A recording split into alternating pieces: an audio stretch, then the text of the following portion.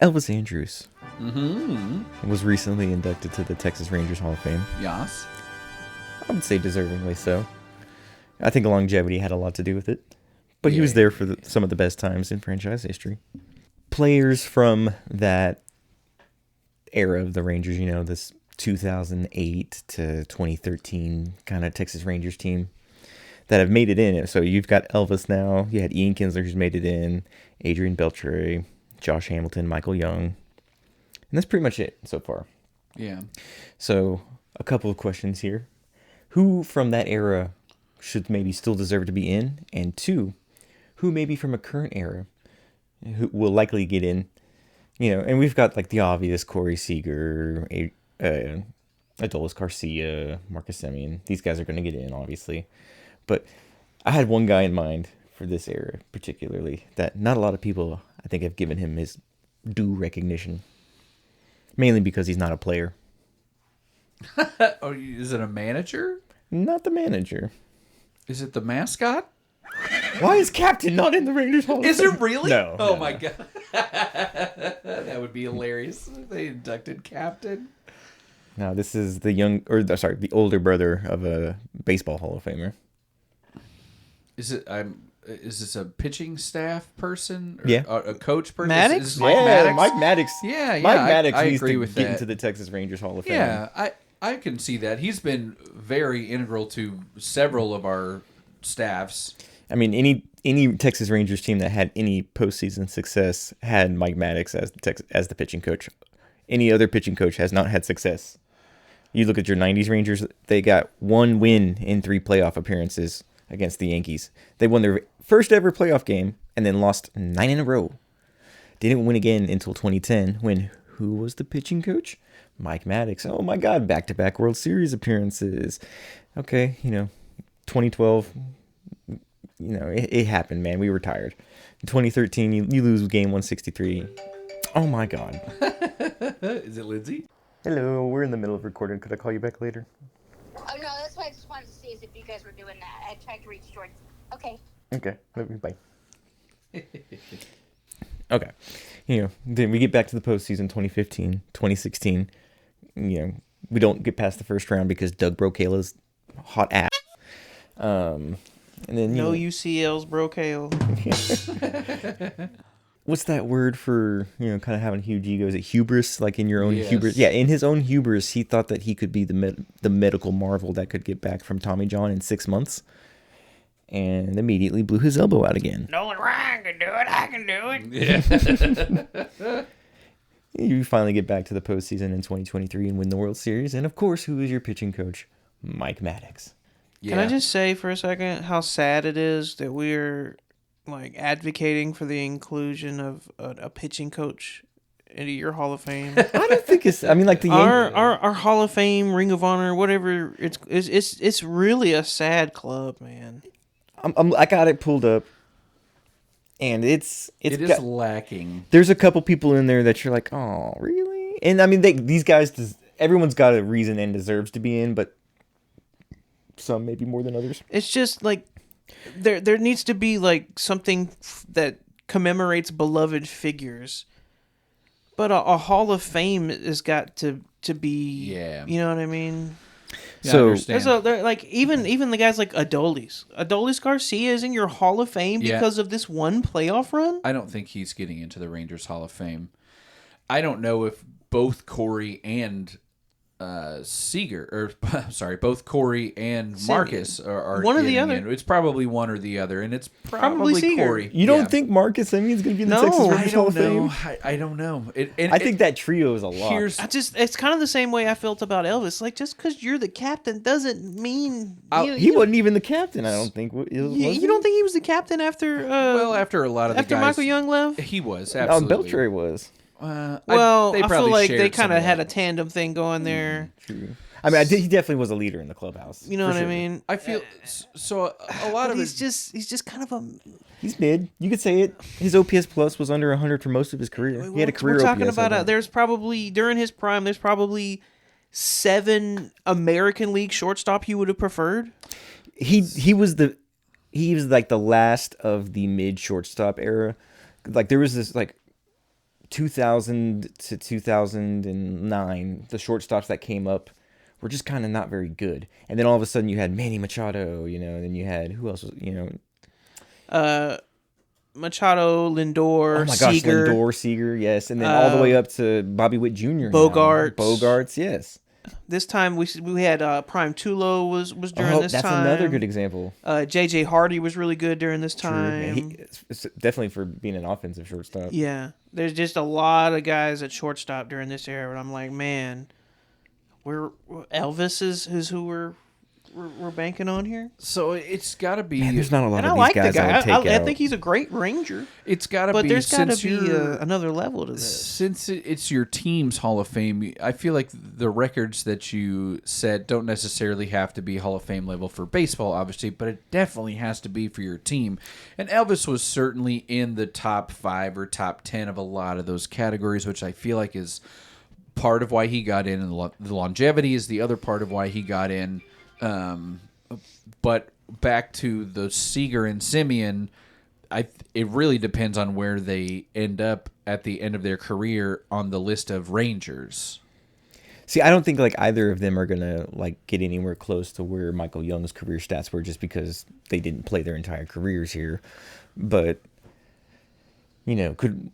how close can one of them get to Juan Gonzalez's career home runs, which I think is 300 something? Like, I don't think either of them are gonna get that with us. Corey's just now got over 100. 100 with us. Yeah. 109. And he's a shortstop. I don't expect him to hit 300 home runs. That's the most ever. Is Juan Gonzalez? I believe so. Let me. What, for home runs? Yeah, I believe he's. Juan Gonzalez, 372. Oh, nobody's getting that. Sorry, that's pretty close to 400. Rafi is next to him at 321. So on this list, active players, It's got to be way down the list. Adolis Garcia is listed 18th at 135. He's got 135 home runs with us. And basically all of his homers have been with us. Simeon's down there at 29th with 90 home runs. So the three of them have one thing that nobody else has, though, and it's a ring. It's happened! The Texas Rangers win the World Series! That's very true. So here's what's interesting. So Corey could absolutely be vaulted into the top 10 of this within 1 or 2 seasons, because the 10, he's 40-ish home runs away from 10th being place. from Who's 10th? Alex Rodriguez. Oh, 3-4 seasons, brother. 156. Oh, yeah, that was in 3 seasons, dude. That's insane. So Corey is certainly within striking distance of the top 10 of this list, and then it gets exponentially harder. Oh, yeah. If you want to get into the top 5, that's Beltry. You need 200 to be at the top 5. Beltry has 199 with He'll us. get that at least. If he stays here through the whole 10-year contract, he'll get that. Yeah, absolutely. So I think you make a better argument for Corey getting in than Simeon, but you never know. It really depends on what Simeon is and doing. I think Simeon's got a better chance than Adolis. Yeah, I do as well. I just don't want to be like, you were on the team that won a ring. You're in, I think you can. One of those, like, it's like you get 5. You get like 5 dudes. What? Yeah. I mean, if 5 dudes from the Maybe 2010 and 3. 2011 teams can get in, then you get 5 dudes from your team that won. That my gripe is I don't think that many should have got in from the 2010, 2011 teams. I mean, outside of Elvis, who are you taking out? Like, do you want to take Kinsler out? I mean, Kinsler was really, really good for you for a long time. I don't know. You're not taking Michael Young out, and you're not taking Beltre out. No, course. those two absolutely. I feel like both Kinsler, Those are the only two, though. I feel like both Kinsler and Adolis and Elvis are both kind of in the same ish category merit wise. They were just here. And if we're not talking about off the field stuff, you're definitely not taking Josh Hamilton out. That is like the one that I go back to. Like, I wish you could, but you can't. You can't have him. He can't be on that stage. The only other two that I possibly thought about, and I haven't gone through to see what their stats were, but like Colby Lewis. Could you make a case for Colby Lewis and He's possibly Derek Holland? I will reserve my opinions on Derek Holland. And I know, yes, and I know he's got a public perception thing, but those are the two that the only two that I could maybe make an argument for. What's his name? Still in, though, isn't he? Hamilton? No. Oh, Wetland? Yeah. Yeah. Oh, no, yeah. I mean, they haven't definitely haven't like taken anybody out. And it's not like Why would they not do that? it's not like Derek Holland is like They don't mired in promote him. controversy. Like no, like the second he was either. convicted, like somebody should have been up there with a chisel, taking that stuff off the stadium I mean, or wherever it's commemorated. I don't know. I'm not gonna say you're wrong on that one. You know, like Why are we hush hush about that? Derek Holland is 11th in innings pitched on this team at 985. isn't that crazy? That is crazy. That just shows how crappy your franchise is pitching history. Colby Lewis And is I mean, Derek Holland was a good major league pitcher, but to be 9th in your franchise's history is wild. Colby Lewis is 6th, 1174. He did have that first run with us as well in the early 2000s. I think that's another good argument for Colby. Is just like he was such a glue guy and so integral and ate a lot of innings. The rest of these stats are very mid. 77 and 70 was his record. A 465 ERA with us. Oof. Well, he was pretty bad the first time around. That might be inflating those numbers. Although he may have been bad towards the end. I just remember that I think it was in Oakland. He had that near perfect game, and like Nomar Mazara missed the catch and right in like the 8th or 9th inning. Yeah, that's just brutal, man. Yeah. Can you imagine if he got to etch his name into the perfect game? That would have been so great, dude. So I remember that game. I called him Nelson Cruz Jr. Befitting, because he was terrible at defense, and that was his undoing as a Major League Baseball player. So Never seen a ball hit harder though. I feel like you Smoke that could. shit. I feel like you could try to make an argument for both of those guys, but for me, I'm not putting either one in, Colby Lewis or Derek Holland, really. Nope. Yeah. There's no pitchers allowed. The fact that Colby Lewis is too much of a conversation kind of hurts him, you know? Like the fact that we're like, oh, you could make an argument against him. And Yeah. Only Nolan.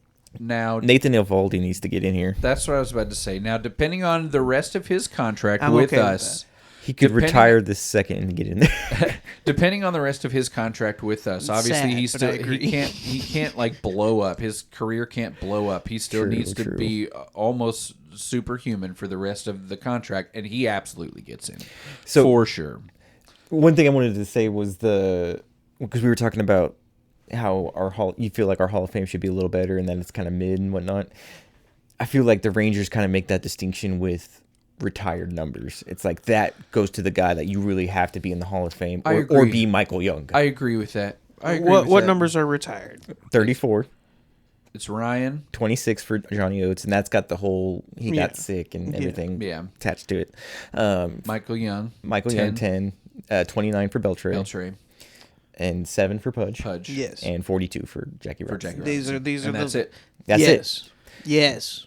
And that's fine. Yeah, Yeah. I don't know if there's really anybody else that you need to. We're good. And really, anyone from this team right Well, now. I nobody's don't think missing so. for sure. That there's nobody right now that you're like, I can't believe this guy's numbers are not retired for us. The only one that you can, I think, make kind of a case for, and there's definitely precedent for this. Teams have retired a number twice for 2 players.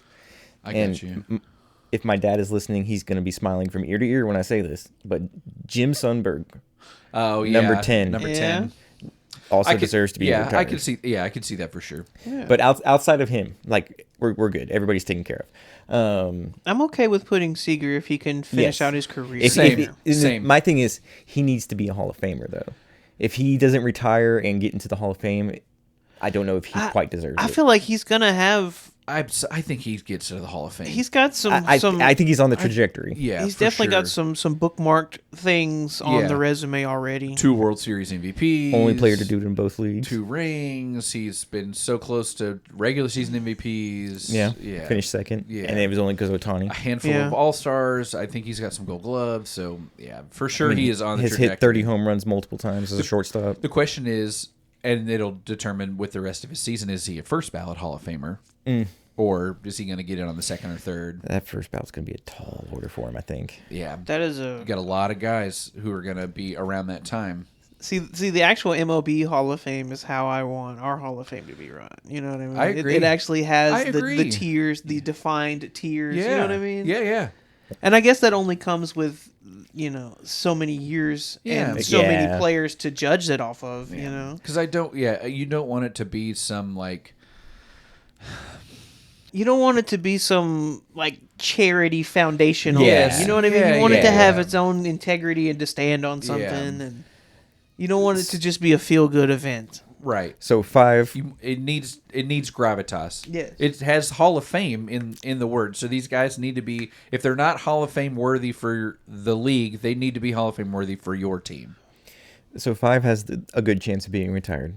The only other person on the team that I think has a good argument to have his number retired and is not going to get into the Hall of Fame is number 17, Nathan Eovaldi. I really, especially, it would have to finish good, of course, but I think I don't know if he's been here long enough to retire a number. I think if if at the end of this contract it'll be 5 years as a Texas Ranger, if he retires at the end of that 5 years, I think his contributions in the 2023 postseason and being the only starter to have ever gone 5-0 and to really have, outside of Corey Seager, probably the single-handed most impact on that team. I think that's why he gets into the Rangers Hall of Fame. Well, I feel like that's a given though, at this point. He is the most important pitcher in your franchise's history over Nolan Ryan. I said it. Fight me. I was just about to bring this up. You have a legitimate argument. He'll have just about as much tenure as Nolan does with the Rangers, right? Nolan pitched 5 years as a There you Ranger. go. Yep. And outside of like these, And he doesn't have the no hitters or whatever, but he has a ring. you're right, and it's a very, very shiny ring that I like a lot. I really like that ring. I'd like to have another I feel like that's got to be the litmus for that, especially with other pitchers. It's like, hey, Nolan came in, You know what's crazy though is like after you get past Nolan, the list drops off severely. It's like we're looking at Yu Darvish and Charlie Huff. Yeah. I mean, really. Yeah, that's pretty After bad. Nolan, that's it. So it's like really, you just got to beat Nolan Eovaldi because you've already beat Huff and Darvish. Retire it.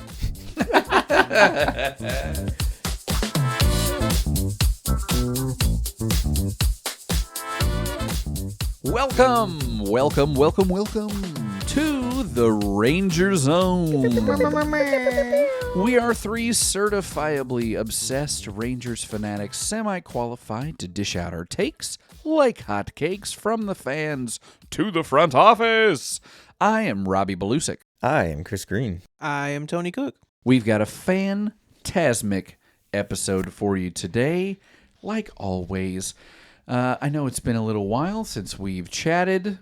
I've had life and all of that fun stuff. You all know how it goes, and editing problems and technology. But, you know, we're still here, and we're still rocking and rolling just like our Texas Rangers are.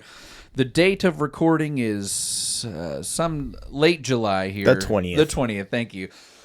We've just come back from the All-Star break. The Rangers are currently in a series with Detroit in which they have taken the first two games. And given up a total of 1 run. Yeah, at 4 hits, I think, as well in those two games. And that is the American League leading Detroit Tigers. Yes. So, Who have continued their All-Star game slumps. yes. Mm-hmm. There was a lot that happened during I the don't throw a All-Star. I don't throw a cutter. There's a ton of stuff that happened during the All-Star break with the Derby. There's trade deadlines and stuff coming up. So we just wanted to kind of give our take on the festivities that happened during the week and some Ranger things, mostly just, baseball good feel stuff that happened All-Star weekend down in Atlanta. But before we do that, how about a little bit of news? It's the news. And it's for you.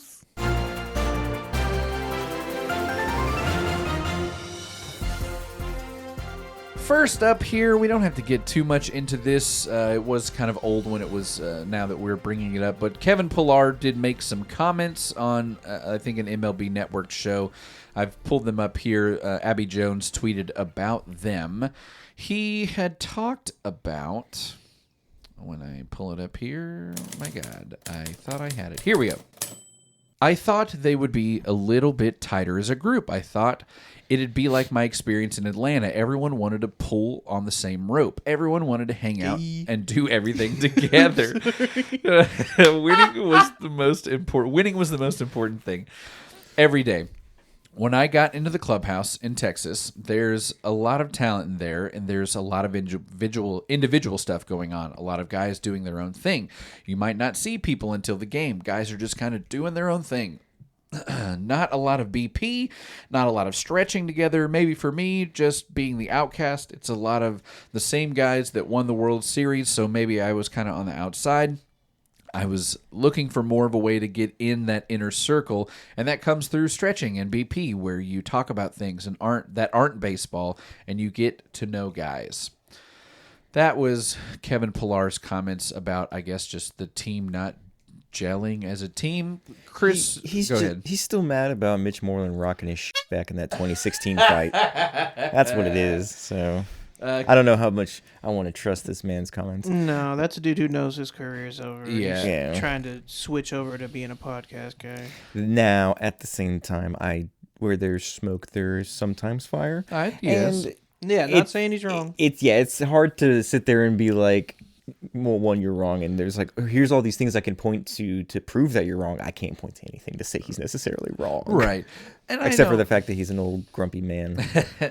And there very well could have been a little bit more of a focus on some individual things going on with how bad the team was doing offensively.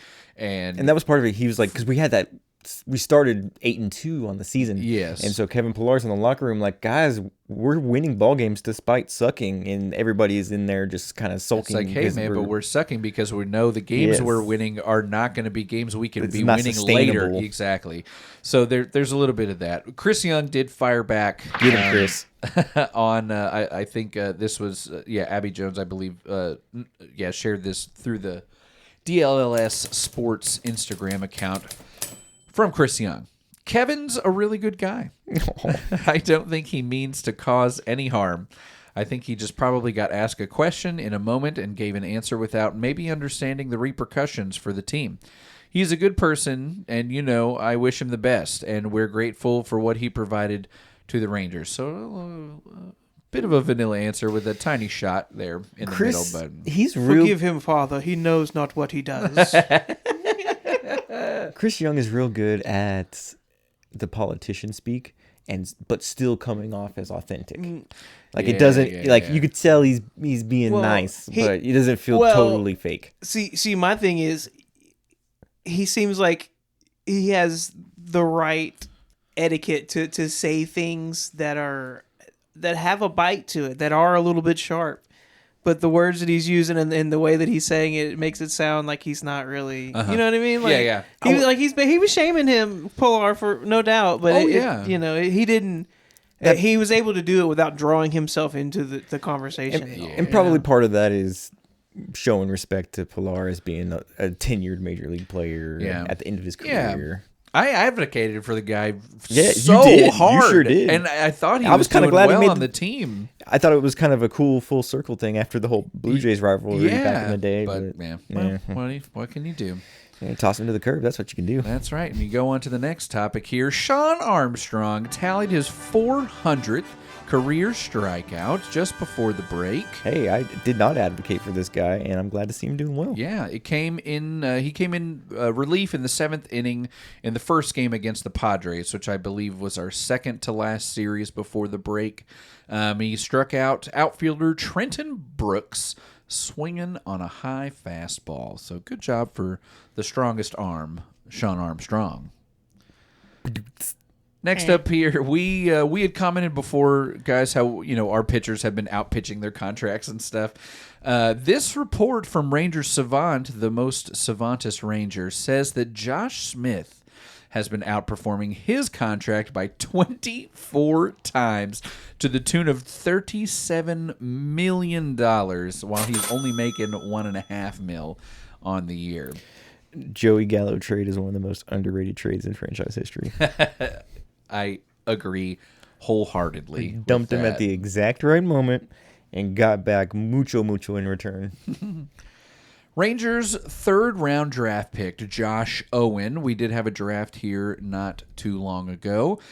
He is a two-way player, shortstop and starting pitcher. They're going to let him do it. They do. They plan to let him develop him playing both ways. That was from Jeff Wilson on Twitter. And we also signed that a Korean player out of high school as well. So we've got 2 of these guys A lot of high school guys I've noticed us been drafting here. going younger. Yeah. I think even the Fiend, the guy in the first round, Yes. was a high school player. Tony, I think you had some thoughts on some draft guys. Did you want to bring them up in the news or a little later? Honestly, I haven't really delved into the specs for any of the draft picks yet. I just noticed we drafted more Jacobs. Yeah.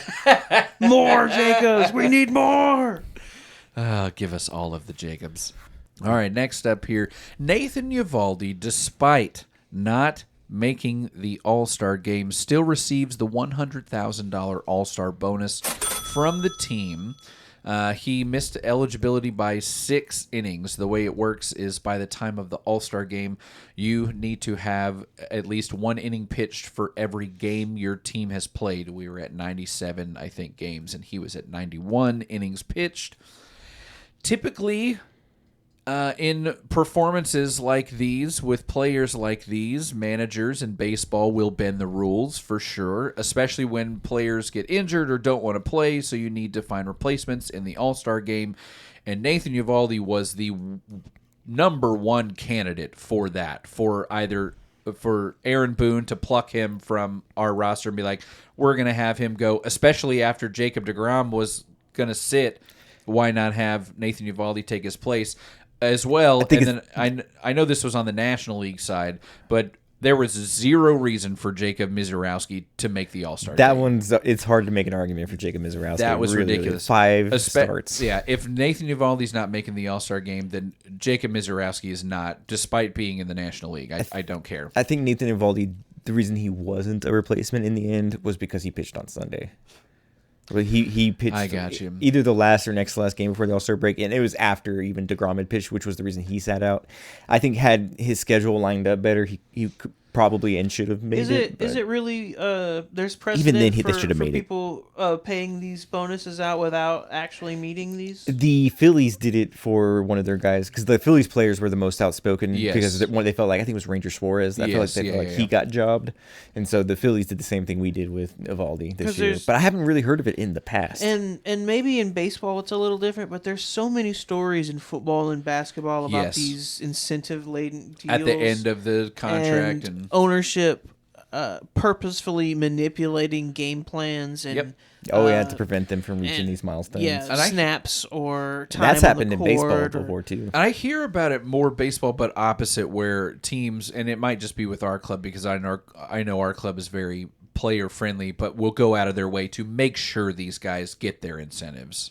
Next up here in the news, the Rangers are already making moves short of the trade deadline here. They trade Dane Dunning to Atlanta for right-handed pitcher Jose Ruiz and some cashola, a little bit of sponduli. Dunning was here for 5 years, and I really, really liked him. Was always an advocate for him. Really enjoyed him on the club, and it's sad to see him go. It's another one of our 28 World Series players gone. Yep. And he was really up and down this year. He had been both performance-wise and between our club and AAA. Guy did have, I think, 2-3 out saves for us. Yeah. If you're out there and, looking at Jose Ruiz and seeing his ERA is north of 8 and you're wondering, why did we trade Dane Dunning for that? Just remember the man was DFA'd earlier this season and made it all the way through waivers to get assigned to Round Rock.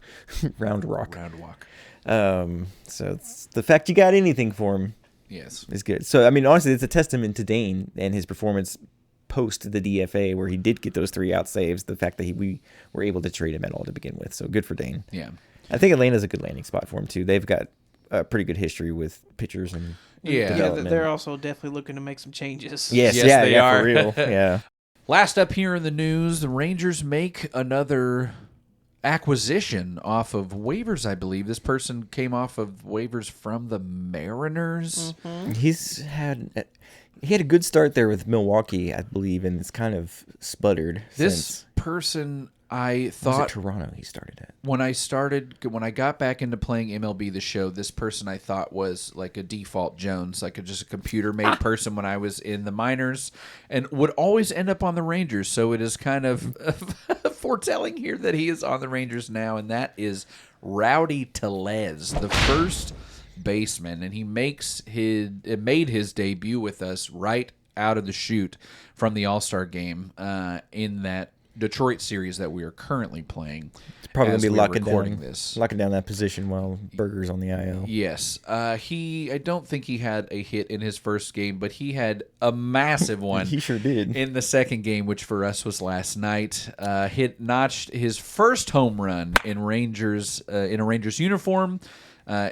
It was almost a dead center. Yeah, 432-foot rocket ship traveling 111 miles an hour into the corner of our bullpen. Hit it to the deepest part of the park. Dave Raymond knew it off the bat. Yeah. You could hear it in his voice. And that put us up, I think, at the time 3-0, and we walked away with that one 4-1, and the series win. Going for the sweep today. That's right, with Jacob Latz on the mound. And that's all for the news. Boop, boop, boop. Bayou Battery. Bayou Mattress. This episode brought to you by Bayou Battery. Yeah, let's go full water boy with it. Welcome back. Rip his fucking head off. Oh, my God. Welcome back, cats and kittens. We are going to get into all of the All-Star Week happenings here.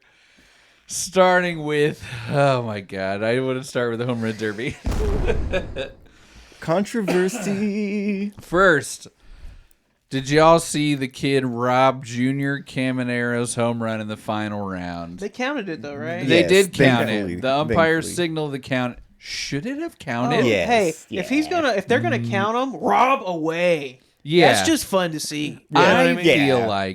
feel like if the kid can rob the home run, it should not count. Oh no, we don't want to. Let's make it a little interesting here. The kid But if you lose by that's one home already the run at that chance- point, then it's it's already gonna be- like the chance of a lifetime to be out there catching the pop flies. But for you to rob one, like.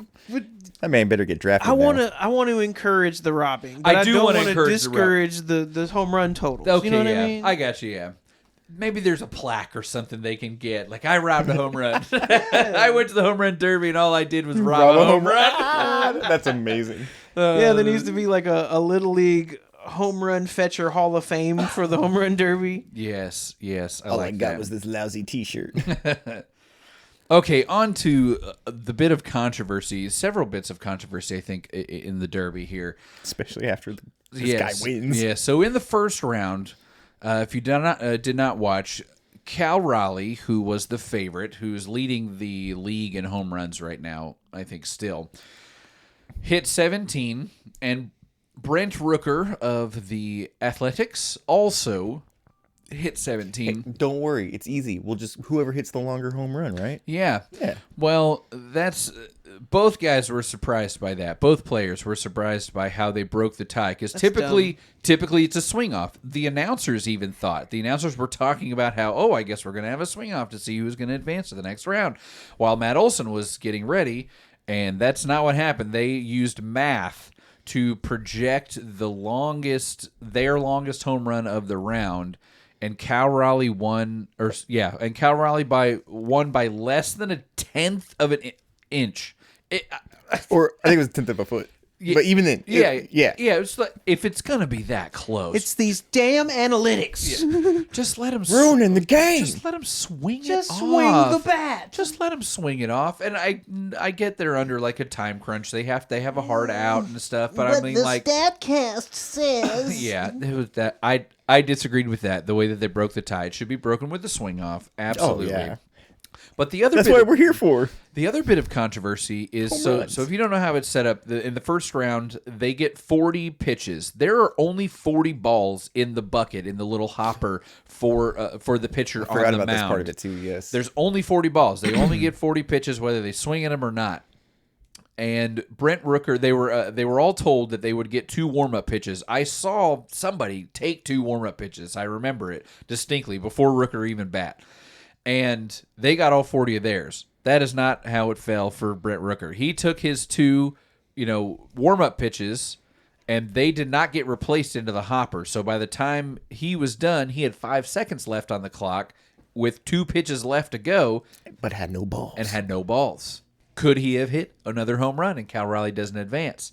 And Is the league and there's a different winner at is that point. the league shadow governmenting the home run derby so Cal Raleigh could advance to the next round because he was the favorite and leading the home runs in for the league? And They're making the home runs gay. Listen, all of y'all, this is sabotage.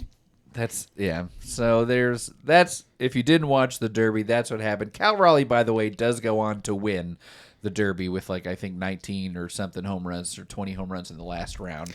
O'Neal Cruz murdered a baseball. Yes. I think it was 513 feet. That's the number. Incredible. He didn't murder it nearly as far as that dude in what is that, the Korean League that hit that home run? Oh, off I of, what's saw his name? that Off of Trevor Bauer. I didn't see the ball land. Oh, They say it was wow. like It 565 left the feet. stadium. Oh my gosh. Left that stadium. Jazz Chisholm could have used a little bit of that during his home run derby performance. Right. What home run derby? I think he hit three. It was not a good outing for He him. was like, I was just trying to get it solid. I was like, brother, you're supposed to be hitting that shit out of the ballpark, dude. You're supposed to be swinging out of your shoes. Can like, we you made- give some props to Byron Buxton? What? That's Dude. shocking. And he had a late surge in his round too. I didn't think old Byron Buxton's body was going to be able to hold up for the derby, but man, he put I on knew a he show. had some pop, but I was just like, this is a speed guy. But my God, He is a guy who is rounding into shape and finally becoming the ball player we always thought he was going to be. Like, wasn't he like a top 5 pick? he was definitely a top 5 prospect. And he was at one point. I know he was Number the number one one. prospect in baseball. But And he's 32 now. Like this late bloom for him is great. My dark horse pick for the derby was Brent Rooker, and Same. then I picked actually Wood Oh, I mean that's from the Nationals. it's always the guy that starts it that seems to. The guy that has to set the tone always seems to get passed up. Yeah, when he only hit like 16 in the 16, first round, I was yeah. like, that ain't gonna do it, man. Brent that Rooker ain't gonna is do just it. a good. It's a good baseball name. It's man. not a good baseball No? name. Oh, okay. It's like it's not befitting a good baseball player. It's just like it's befitting like a linebacker. Oh, You know, it sounds yeah. like Dick Buckish. You know, like it's just it's just growls. You know what I mean? Get over here, I like that. Did you hear the non-controversy with Britt Ricker? No. So, that he later on in the Derby was on camera like giving his kid a bottle. Yes, and then I did some hear. asshat online came at him and was like, "You really got to feed your kid on TV, man." And he's like, "Yes, I have to give my kid her 9 p.m. bottle. Sorry for that." He was kind of like, "What is wrong with you, bro?" I didn't invite the camera over here. Right? I'm doing my thing. Oh my lord. Jeez, man. Yeah. I mean, yes, he gets paid a lot of money, but he does have to spend a significant amount of time away from his family. So, yeah, he's going to take every second with his kid during this moment. Give the man a break. It's just like really, you can't please anybody in this freaking True. Oh, country. yeah. Oh, yeah. There's Someone's always gonna, somebody that's yeah. going to say something. Yes.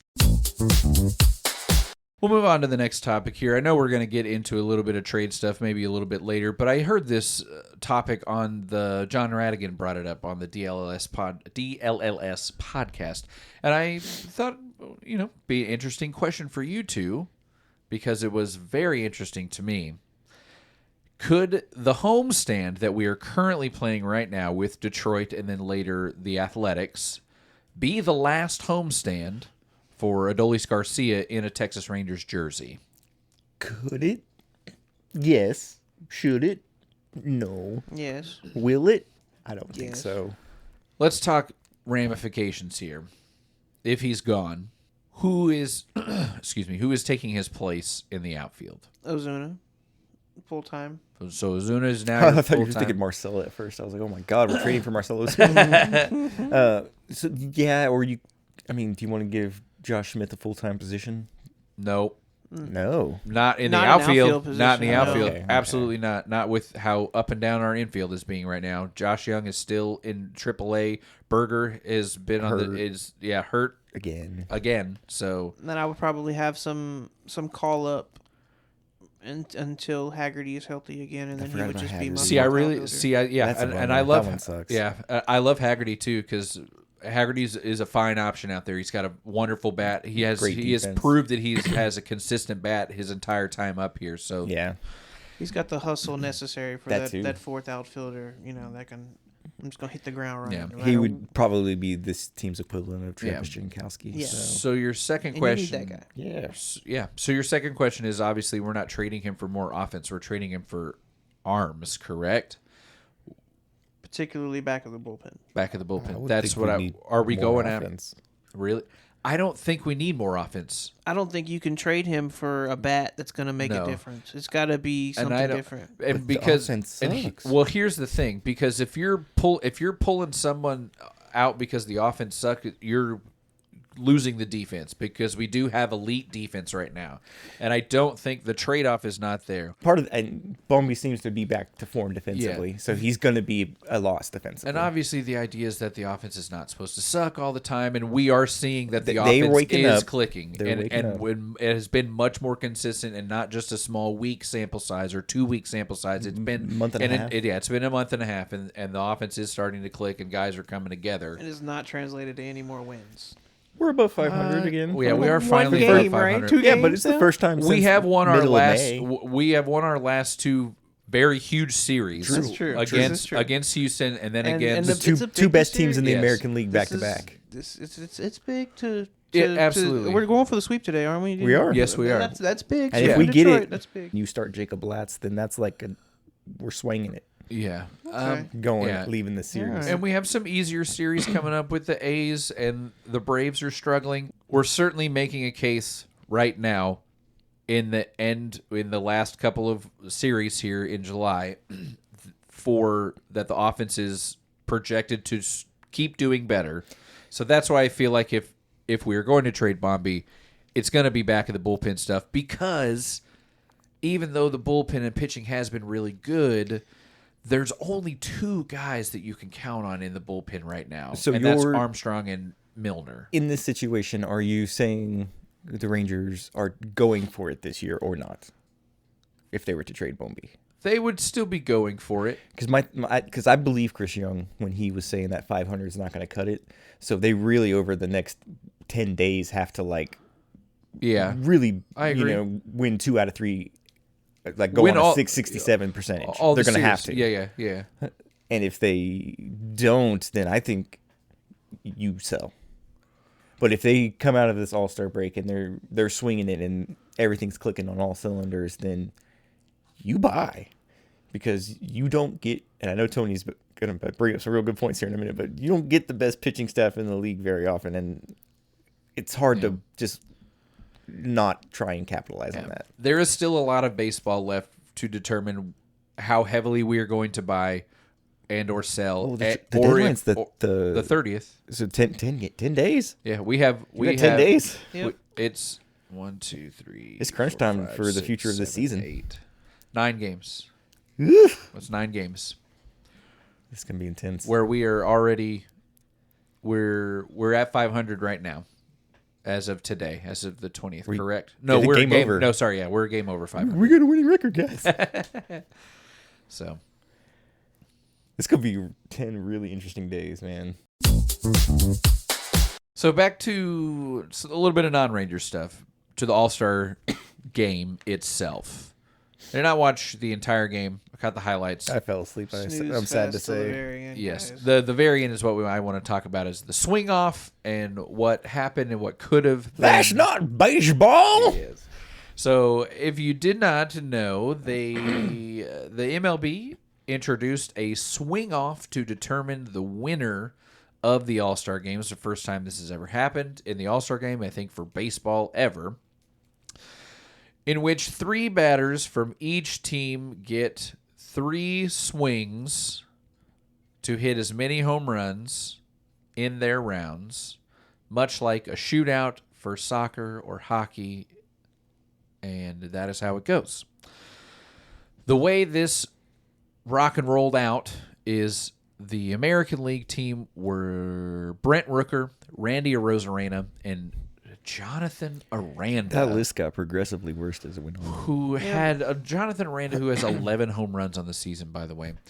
The National What was Brett League, Boone thinking? I don't Because know. I believe he was the guy that chose these players. Yes, yes. Who's he got left? I will. Does tell it have you. to be players that haven't been in the game yet? No, it could be Oh, it doesn't? anybody. It could be literally What? Benny. It could be I anyone. thought that was the whole reason. season. No, the reason. No, they picked the players before the game. What?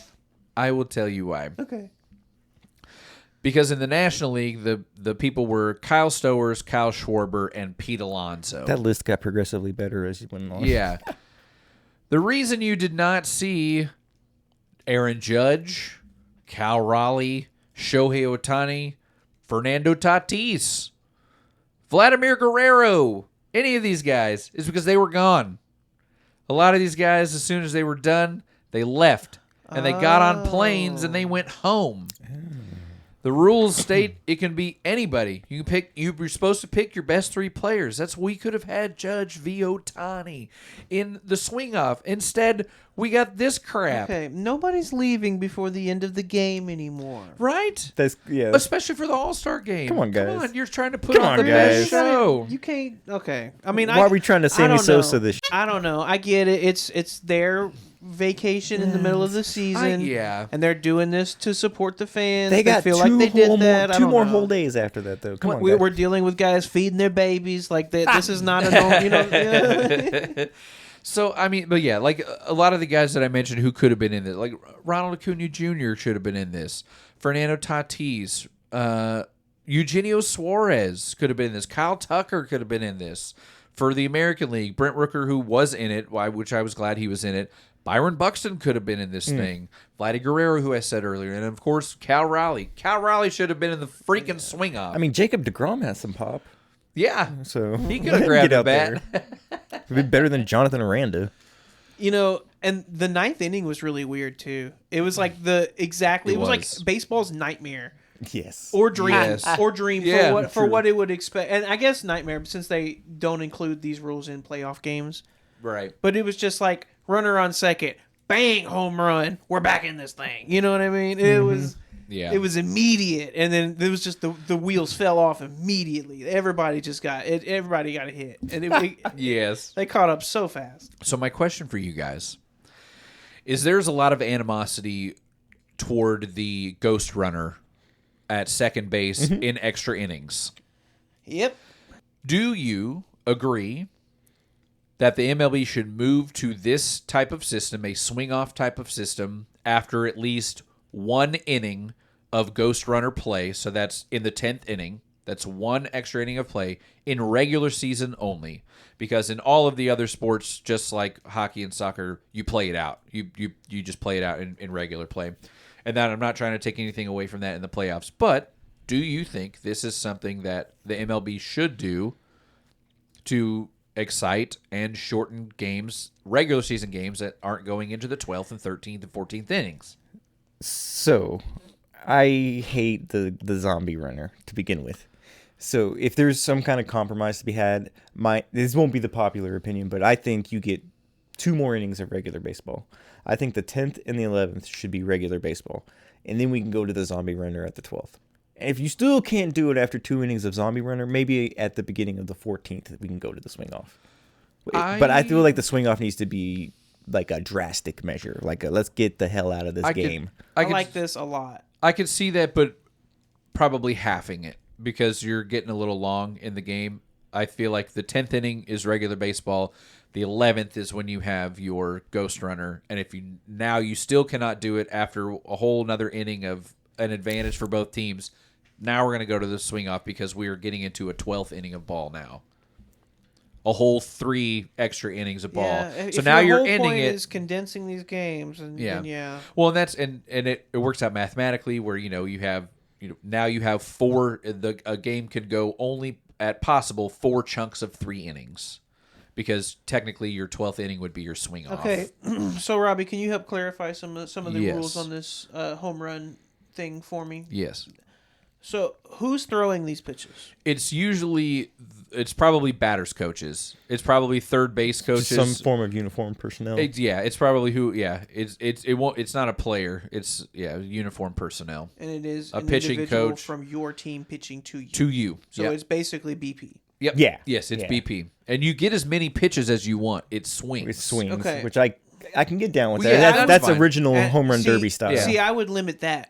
I Well, would see- say you get 5 pitches and 3 swings. So you Well- can't be just sitting up there Yeah. taking your ass. Well, your see- ass time. I don't think that the swing off took a lot of time. That's true. Even Yeah, I feel like the 3 swings is good because they're a lot of going to guys, go up there antsy as well. See, Yeah. but They yeah, wanna get- I want it to be quick. I want it to just be this bang flash. He hit 2 homers out of 3 pitches. We're done. You know what I mean? Like at that point, I feel like if we're having to change the rules up this much, it's like let's just I feel like maybe what if instead of 3 batters per team, it was 1 batter per team, and you got the 3 chances, and you just if you tie, you keep going until you don't tie. Yeah, one dude. Yeah, so it's like that's not bad. we're sending Corey Seager up there against Cal Raleigh when we're playing the Mariners.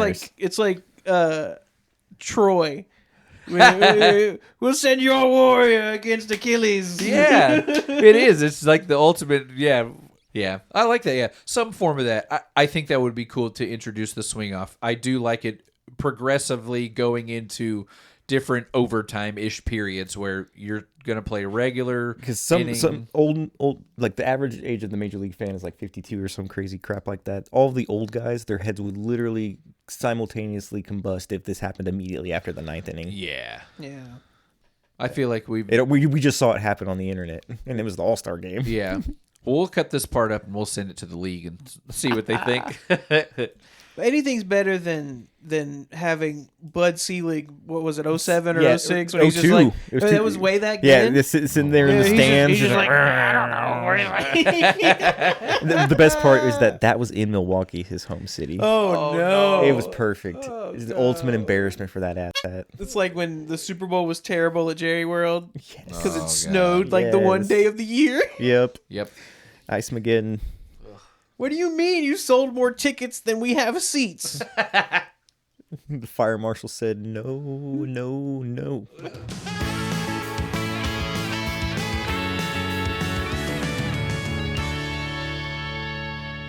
All right, we are close to wrapping this up, but not before we take a trip down past the water cooler, past the break room, into the annex, in to see the assistant to the assistant GM, Tony Cook, and his final thoughts. We won the World Series in 6 games. We need wool. George, the players want wool. It's more comfortable for them out there. As y'all know, this segment can be a bit inflammatory at times, and it's designed to be that way. Today's TED Talk will be similar to the last edition, although I don't believe that edition has even been released yet. So who knows what order this is all going to come out in. Good call. But we're going to talk about more trade stuff today We should. because the needle hasn't really moved for us much as far as the standings go since the last time we met. And with that being the case, the trade talks are still on the table here. We talked a little bit optimistically earlier in the episode about the offense's turnaround in this Detroit series and maybe the previous series before the All-Star break as well. But it's not translating to any more wins for us, as we are still a game or two or a game below 500, depending on when you look at the standings over the last month and a half. So I've been thinking about the dichotomy of our pitching and our hitting and how that has led to this mediocre 500 ball. And it doesn't really make sense, you know what I mean? It's like if we can just get mediocre play from either of these, we should be either really good or really bad here. You can't have really good, anyways, that's irrelevant. Anyways, Tony, why are you dressed head to toe in black like you're going to a funeral? I'm ready to make a decision here. I'm ready to make a move. Take some action. I'm tired of this Middling. in between. We need to Have a pick a clear side plan. here. We need to pick a side. And to me, the decision that I've come to is that there's no trades or acquisitions that can be made to fix this ball club this season. Anything that we're going to be doing to better our hitting this season is going to be taking away from our pitching. And so we're not really going to be accomplishing anything for the immediate with that game plan in mind. And so my mindset going into this trade deadline is a complete dismantling of our bullpen. Robbie said we've got like 2 players that we feel like we can trust in our bullpen right now. I think you said Armstrong and Milner. Yeah. There's a few other players that I believe are trustworthy right now. Chris Martin is a trustworthy guy. There's a couple of, but as Robert far as Garcia like having gives me a heart attack. as far as having like no qualms when they're coming out there, like Armstrong and Milner, I'm not worried about ever. Latz, of course, is pitching lights out. If Chris Martin wasn't 39 years old, you'd have no issues. Yes, with him. yeah. But he's 39 years old. Right. But like your Luke Jackson's, like I'm when worried. you see him warm up, you're like, oh, we're just gonna wave the white flag. Yeah. I feel like Webb is tradable. I feel like Latz is tradable. Armstrong is tradable. Cole Winn is certainly tradable. Milner. Cole Winn is tradable. I Cole feel Winn like can be just like Cole Reagan. Cole Yeah. Winn is only 25 years old. I feel like Cole Winn might be a guy you hold on to, and you could make him a starter here. But his team control ability is gonna be his biggest value compared to these other guys. Yes. Yeah, that's true. Yeah, because yeah. he's the guy that's coming off multiple. I think him and Reagan's were very similar. Didn't Yeah. they both have 2 Yeah. Tommy Johns? Yeah. He would certainly be your linchpin in the trade, and the other bullpen guys are surrounding guys. So let's just. I just want to rattle off the names here of the list of guys that you could make an argument are available here. Okay. Okay. So Dunning's already gone. See ya.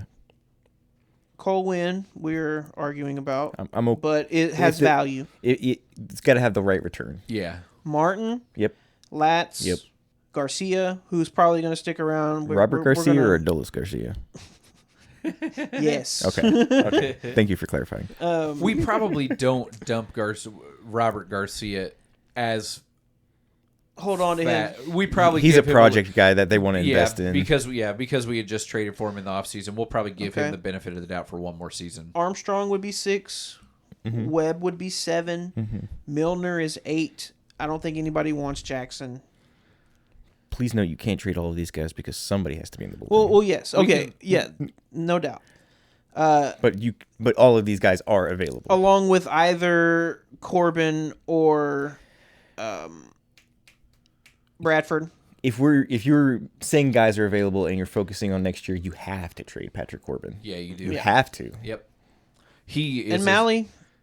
And Malley, yeah. Well, just you're not Mally's going to get a lot because he's not going to come back before the trade deadline. Right. But if you're a contender and you think this guy could be valuable to your postseason run, you may want to take a shot at it. That's true. At this point, this is by far the best pitching staff the Texas Rangers have ever had. Correct? Oh, Are we all in agreement on that? Yes. Since the 70s at least, yeah. Even under the circumstance that we bring every member of this bullpen back next season, the odds of any of them performing half this good are not great. I wouldn't That's put true. any eggs in the Armstrong basket. No. You know? Like, I feel So- good about maybe a Milner next year. Yeah, maybe Milner. The Texas Rangers, for the entirety of our franchise, has been a team that has to score runs to win. Mm-hmm. And got a all of roof. that has changed this season and flip-flopped. But it's not translated to any more wins for us. That's because the offense has been bad. Yeah. Right. But there's just so much history with it being the other way that the odds of this flipping next season or within 2 or 3 years and our pitching being bad again, even with a lot of similar guys, is very likely. This happens all the time in baseball teams, especially with bullpens. They are new guys all the time, and these franchises that have developed programs understand the players that they're looking for and are able to recreate those in other guys for less money or more money or whatever. But they're able to recreate that year in and year out. And Chris Young has that ability. And I think we're going to need to do that. I was gonna say philosophically, this franchise, as far as being bad at developing pitching, they've been putting so many resources into pitching that I think it is starting to flip towards a pitching first mindset as a franchise. I mean, you look at Chris Young running the helm, is a former major league pitcher, and then 2, you've got, as we said at the beginning of the episode, a damn cannon of a pitching coach in Mike Maddox. Who in the league are you trading him for? So you've got the right direction heading. Like, there is a clear plan in place from that direction that if you were going to stay potentially a good pitching franchise, that I mean, if you can package some of these relievers for a young bat, That's what I'm curious about, because I definitely and if you're am going to move on from confident- Garcia, I'm Adolis Garcia. I'm confident in our ability, and especially Chris Young's ability to put together a bullpen year in and year out, whether it's replacing all the arms or just a couple of arms. We won't have the best pitching team next year, but we still may be a top 10 team easily.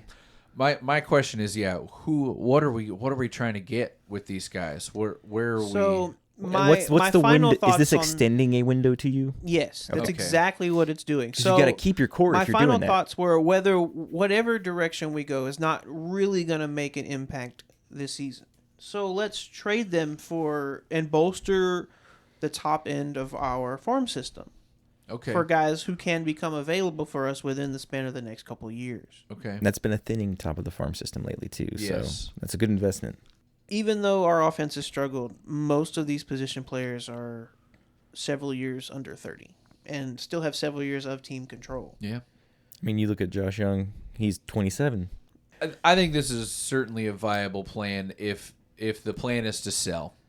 If the plan is not to, if over the next 9 games we're still at 500 or Yeah. just 1 or 2 or If they go a 5 couple and of 4 or games. 4 and 5 or worse, This like- is it's certainly a good plan to keep the window open.